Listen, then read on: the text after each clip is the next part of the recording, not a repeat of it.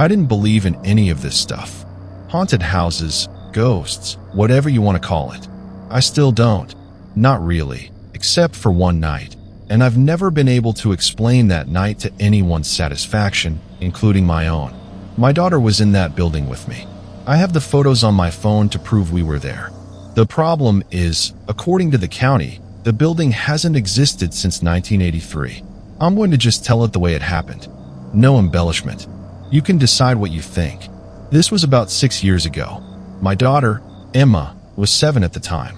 We were living out in a pretty rural part of West Virginia. My wife had a work trip that week, so it was just me and Emma at the house. Around 1 in the morning, I heard her crying in her room, and when I went in, she was burning up. Like, scary hot. I took her temperature, and it was 104.6. I gave her Tylenol, tried to cool her down with a washcloth, the normal stuff, but it wasn't coming down, and after about 40 minutes of that, I decided I wasn't waiting around. I called 911 first, honestly, but the wait time they quoted for an ambulance out where we lived was almost 45 minutes, and I just didn't like the sound of that. So I pulled up Google Maps, typed in emergency room, and the closest one that came up was a place called Ridgeline County Medical, about 18 minutes away on the county road. I'd never heard of it, which struck me as a little strange since I thought I knew every building within 30 minutes of us, but I didn't think much of it at the time. You don't. At 1 in the morning, with a sick kid in the car seat behind you. It was raining hard. Not a storm exactly, just one of those steady, heavy rains where your wipers can't quite keep up. Emma was quiet in the back, which worried me more than if she'd been crying. She kept saying she was cold, even with the heat blasting.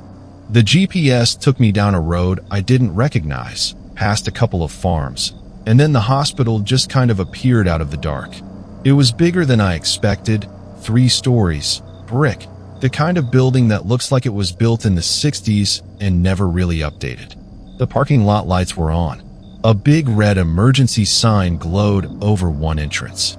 It looked exactly like what it was supposed to be. If anything, my first thought was relief. I carried Emma in. She was too weak to walk on her own by that point, and the first thing I noticed was that the waiting room was empty. Not quiet at 2 a.m. empty.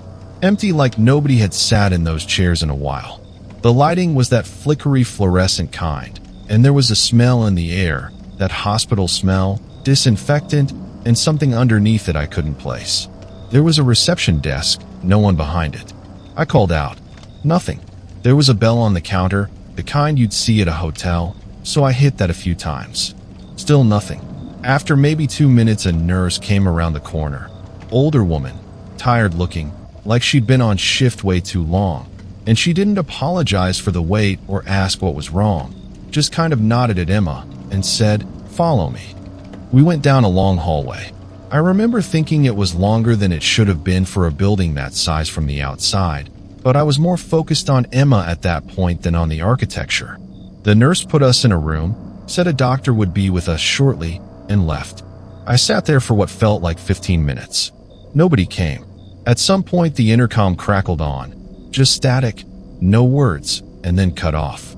I got up and looked down the hall and saw a wheelchair parked against the wall a few doors down that I was pretty sure hadn't been there before. It wasn't moving exactly. It just seemed to have shifted position a couple feet since I'd walked past it. A doctor did eventually show up. Younger guy, maybe 40, decent bedside manner. And he checked Emma's temperature and said they'd need to run some fluids and keep her for observation, standard stuff for a fever that high in a kid.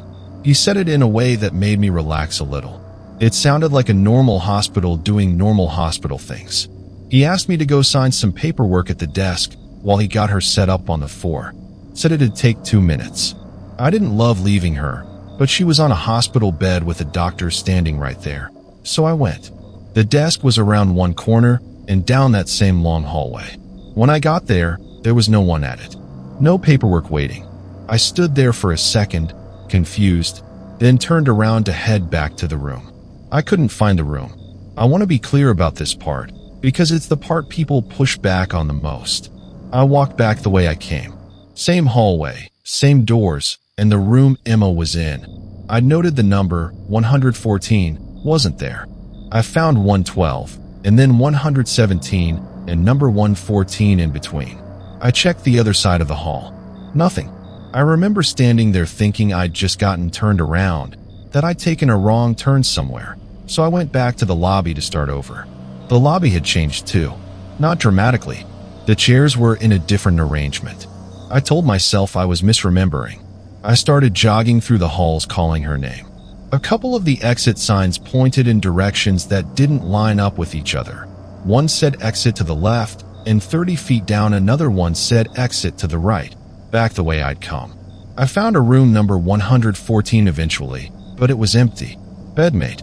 No forestand. Like no one had ever been in it. That's when I found the toy. She'd brought a little stuffed rabbit with her. Had it since she was 2. Wouldn't go anywhere without it.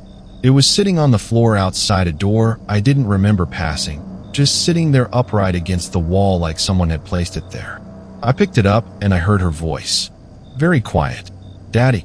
It came from down the hall to my left.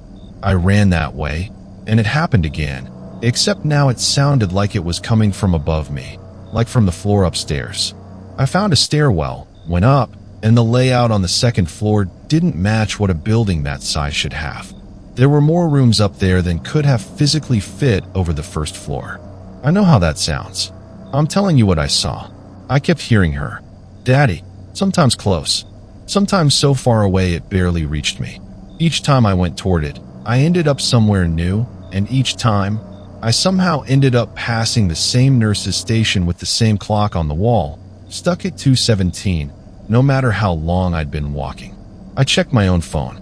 40 minutes had passed, easily, but that clock never moved once. I don't scare easily, and I want to say that not to sound tough, but because I think it matters. I'm not someone who was primed to see something spooky in every shadow. I was a guy looking for his kid in a building that would not stay the same shape twice. At some point that stopped being confusing and started being terrifying, and I remember the exact moment it flipped, which was when I turned a corner and saw someone standing at the far end of the hallway who was too tall. Not exaggerated tall, just wrong tall, the proportions off in a way I couldn't articulate, standing very still, arms hanging down past where a normal person's hands would be. It didn't move toward me. It didn't move at all. I turned and went the other way, and my legs were shaking in a way I've never felt before or since. I found her maybe 10 minutes after that, though by then time didn't mean much to me. She was at the end of a hallway I hadn't been down, standing very still, facing away from me, and she was walking, slowly, toward a set of doors that were just open to black. Not a dark room, just black, like there was nothing on the other side. There was someone beside her, low to the ground almost, hunched, with an arm, too long, fingers too long, reaching toward her hand. She wasn't struggling. She wasn't scared. She looked like she was following someone she trusted, the way she'd hold my hand crossing a parking lot. I don't remember deciding to run. I just remember reaching her and grabbing her up into my arms and turning around, and behind me there was a sound I still can't describe to people in a way that lands. It wasn't a scream. It was lower than that, and it didn't seem to come from a mouth. Every light in that hallway blew at once. I mean actually blew, glass hitting the floor, and then the whole building went dark except for the exit signs, and an alarm started going off, this old mechanical klaxon sound, and I just ran. I didn't know if I was running toward an exit or away from the thing behind me. I was just running, Emma's face buried in my neck, and somehow, I still don't know how, I hit a door and it was the parking lot, and the rain was still coming down, and my car was right there.